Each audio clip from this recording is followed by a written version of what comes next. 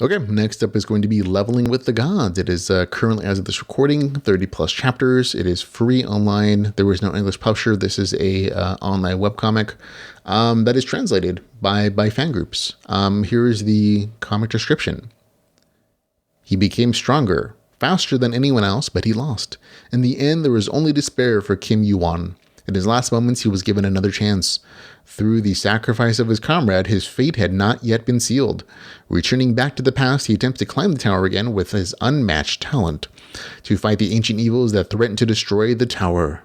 Okay, fundamentally, this is a regressor story with tower climbing. The first part of the webcomic is about the test to get into the tower, with the main character using his foreknowledge about the test to get a big advantage and power up. The beginning portion, like most of the release chapters, probably feel more like an RPG apocalypse story where monsters suddenly appear and the characters, people in the world, have to survive the different quests and missions that they're given to qualify essentially to go into the towers that have appeared throughout their world.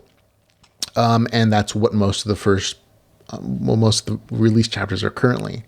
It's only in the more recent release chapters that the main character gets to get into the tower, and that's a whole expansive universe that leans a little more towards fantasy, and gets you a real introduction and in coordination with the gods that exist in this universe. And they're familiar gods, Greek gods, Roman gods, different pantheons that exist and vie for power through their followers and demigods. And it's an interesting system. I really like time with it. It's a very action-oriented story. The artwork is delightful. It is crisp and clean and colorful and conveys like the fantasy action aspects of the story very well.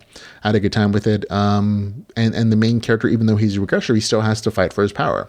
And he does, just when he feels overpowered to a degree, he's always faced with these challenges and these opponents that make him still struggle. And I think that's part of the story that I always like about the regressor novels, is that somebody comes back from the past, relives their entire timeline, but they're using that foreknowledge intelligently.